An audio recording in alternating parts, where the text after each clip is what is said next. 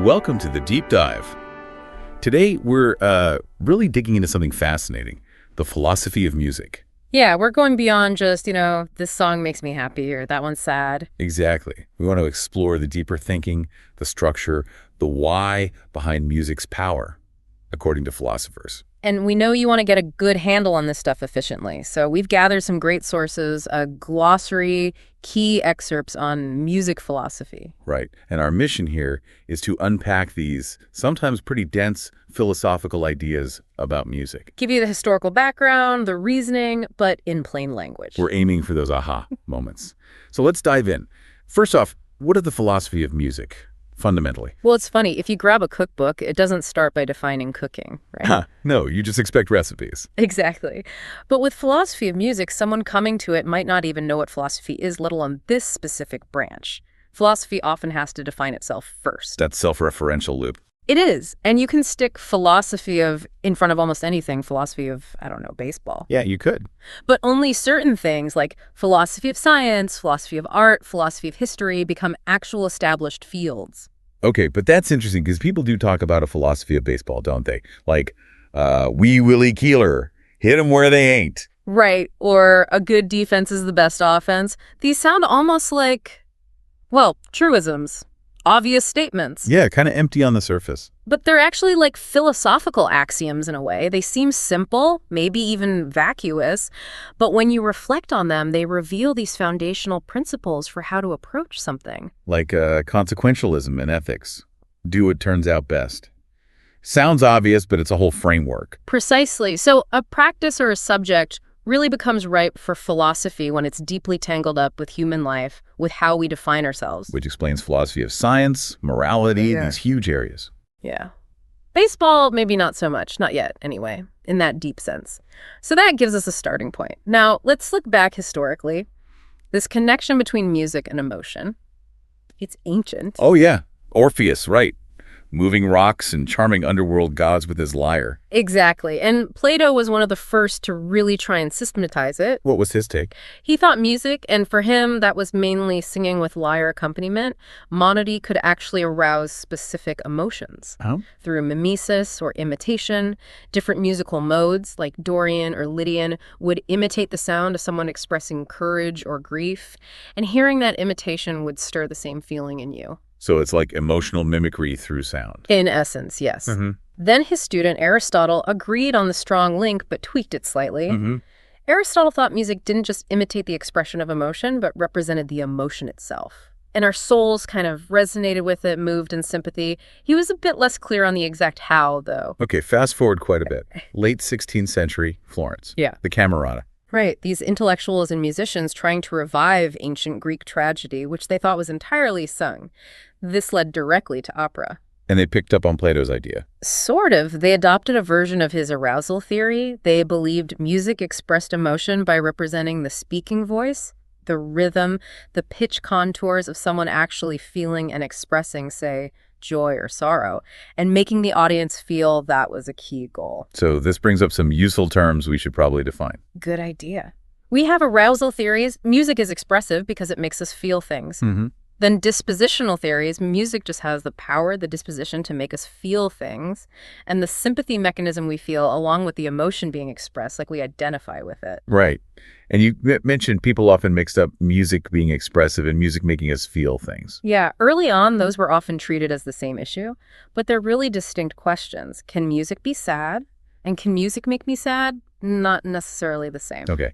Then Descartes comes along mid-17th century. Yeah, with his vital spirits idea, these sort of fluids connecting brain and senses, he suggested the physical motion of sound waves could directly agitate these spirits, causing emotions.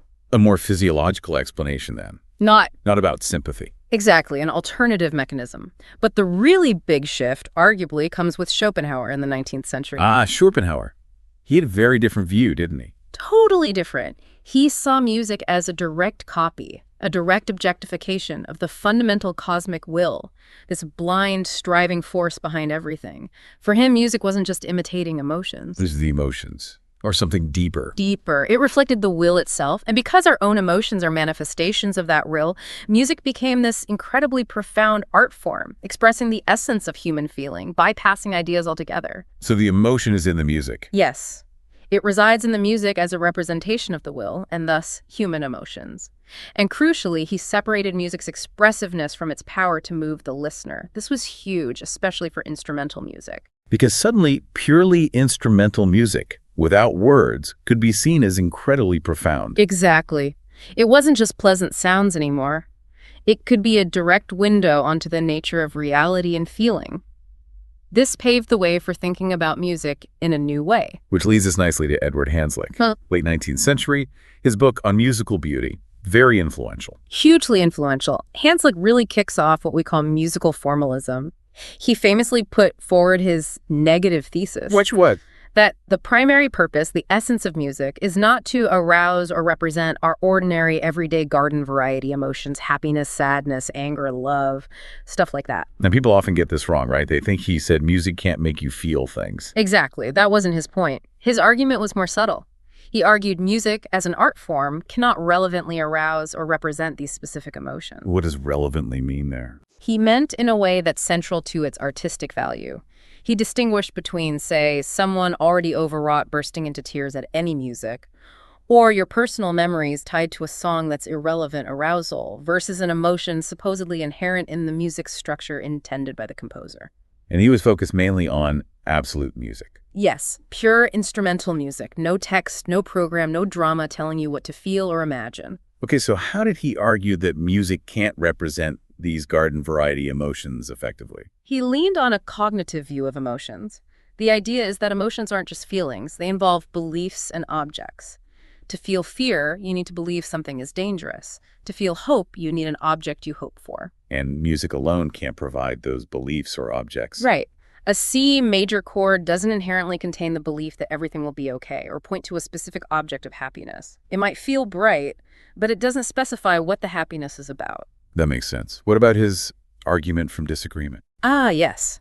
He pointed out, quite rightly, that if you play a piece of instrumental music to 10 different people, you'll often get 10 different answers about what specific emotion it represents.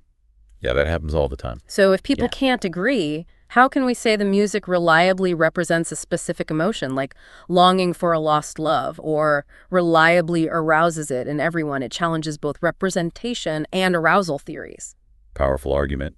Did anyone push back significantly at the time? Well, Edmund Gurney had a slightly different take, emphasizing motion and form, but he was generally skeptical about specific emotional representation too. Hanslick's view became pretty dominant for a while. But the debate wasn't over. Mid-20th century, Suzanne Langer enters the picture with Philosophy in a New Key. Right. Langer wanted to bring emotion back into the discussion, but in a way that respected Hanslick's critique. She drew on Schopenhauer too. What was her idea? Music as an emotive symbol? Exactly. She proposed music isn't a symbol for specific emotions like sadness or joy, but it's isomorphic, meaning it shares the same logical form with the general patterns and structures of our emotive life. She used that quote from Pratt, right? Music sounds the way emotions feel. Yes, that captured her idea really well. It resonated with musicians who felt music was deeply meaningful emotionally, but hated simplistic labels like just happy or sad. But philosophers weren't entirely convinced. No. Some pointed out that actually people do often agree on the basic emotions in music, like recognizing sadness in slow, minor key pieces. They also questioned what exactly this emotive life was that music supposedly symbolized. And the whole iconic symbol thing had problems too, didn't it? Symbols usually need some kind of convention. Yes, how does music become symbolic without an agreed-upon code? Plus, our experience of emotion in music often feels very direct, like we're perceiving a quality in the sound, not decoding a symbol. Like seeing red on an apple. It's just there. Exactly. Both might use that analogy. The sadness is like the redness of the apple, not like the burp that tells you the cider was fizzy. Langer's big step was putting emotion in the music, but maybe still too tied to representation. So where does that leave us now? What's the current thinking? There's a growing consensus, I'd say, that music is genuinely expressive of garden variety emotions, and that this expressiveness is something we perceive as a property of the music itself. Okay, so sadness can be in the music, like redness is in the apple. Yeah. But how? If it's not representation, and not just how it makes us feel. That's the million-dollar question. How can inanimate sound have emotional qualities? Hartshorne tried using analogies like colors having emotive tones. Yellow feels cheerful, gray feels somber. It happens all over perception. But that doesn't explain how it happens. He had some unusual ideas. He did lean towards panpsychism, the idea that consciousness is everywhere, which hasn't gained wide acceptance. Right. So what's a more mainstream explanation? The idea is that these emotive qualities are complex, emergent properties. They arise from the combination of musical features, tempo, mode, harmony, dynamics, melodic contour. So slow tempo plus minor key plus soft dynamics often equals perceived sadness. Pretty much. And listeners perceive this overall emotional quality often without consciously ticking off the features. Composers have used the associations consistently for centuries. But we still don't know why minor harmonies sound melancholy, fundamentally. That why is still debated. Which brings us to a very tempting idea, the analogy to human expression. You call this the contour theory. Yes. The basic idea is that music sounds like, or moves like, humans do when they express emotions. Sad music is often slow, low, subdued, like a sad person's voice or posture. Happy music is faster, higher, brighter, like energetic speech or movement. So the music's shape, or contour, mirrors human expressive contours. Exactly. I've suggested there are maybe 3 ways this works. Music sounding like vocal expression, music resembling visible expression like gestures, and maybe even simple emotive qualities of chords themselves. Like a melody rising and falling, mimicking speech patterns. Right. Or a musical phrase that feels like it's leaping or drooping, analogous to physical gestures. Okay, but what are the challenges for this theory? Several. First, it has to explain why we hear the emotion directly in the music, not as a representation we figure out.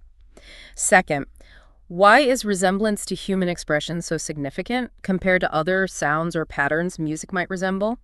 And does it really capture that direct perception? It seems like it would need some kind of subconscious recognition of the similarity. Perhaps. But then why do we map that similarity onto emotions specifically? Is there an evolutionary angle? That's one line of thought. We might be evolutionarily primed to interpret ambiguous patterns, especially sound patterns, in terms of potential animate agents and their intentions or feelings.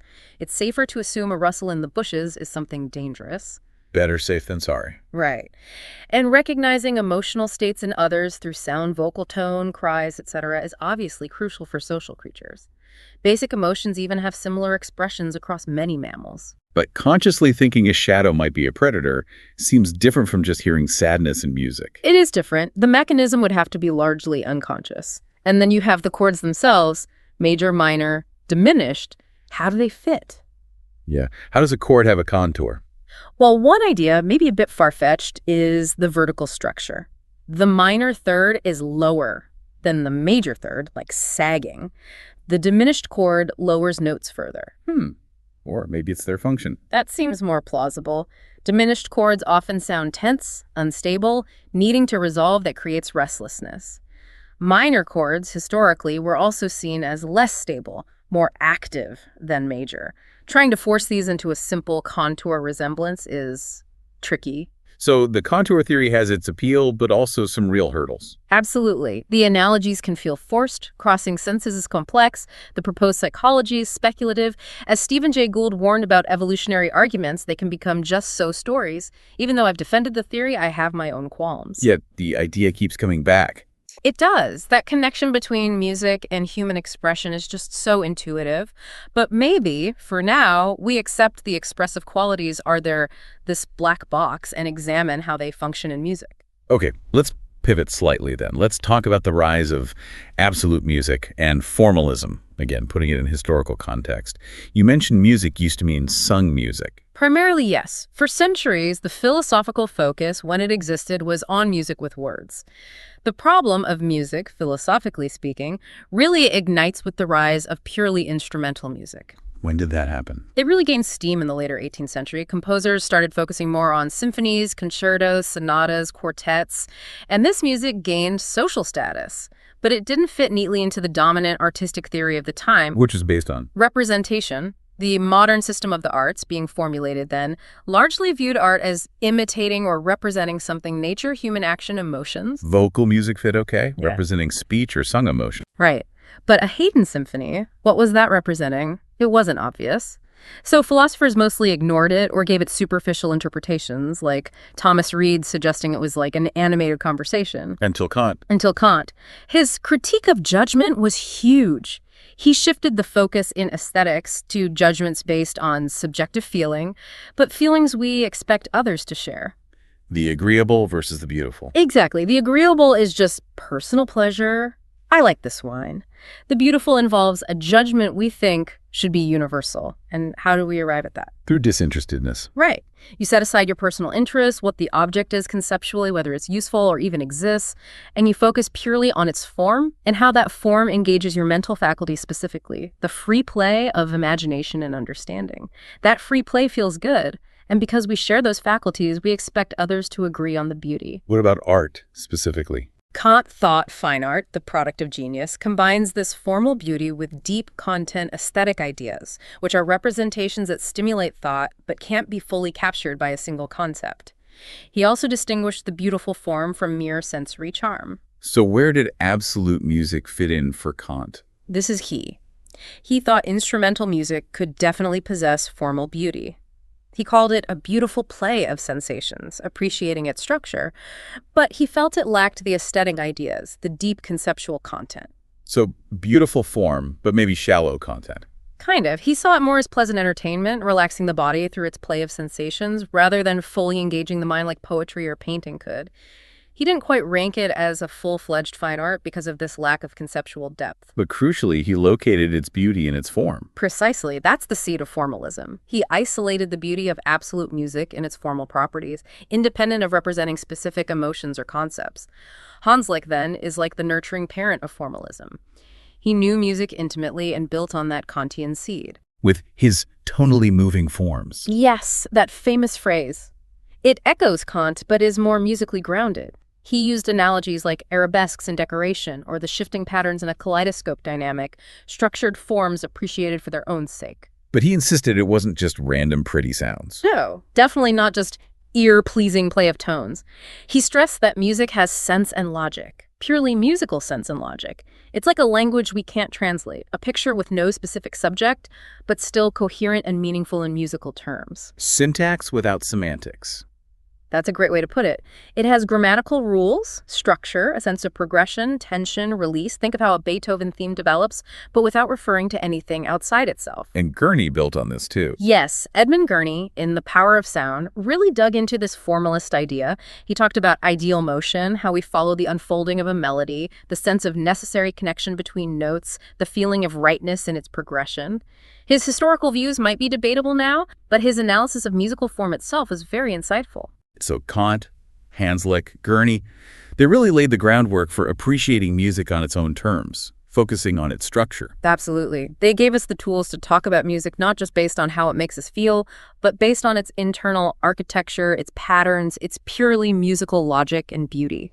Wow. So we've covered a lot of ground, from the ancients linking music and feeling, through Schopenhauer making music profound, Hanslick demanding formal focus, Langer trying to synthesize, and now seeing how formalism itself developed. It's certainly not simple. Not at all. Understanding music's significance is clearly much more complex than just saying it sounds sad. Which leads to a final thought for you, our listener. As you listen to music, think about this interplay we've discussed. How do those perceived emotional qualities, the sadness, the joy, the tension you might hear, interact with the actual structure of the music, the forms that Hanslick and others talked about? Yeah, how does that combination create those really powerful, engaging musical experiences you have? What's going on inside your black box when form and feeling meet in music? Something fascinating to reflect on. We hope you keep exploring the philosophy of music. Thanks for taking the deep dive with us.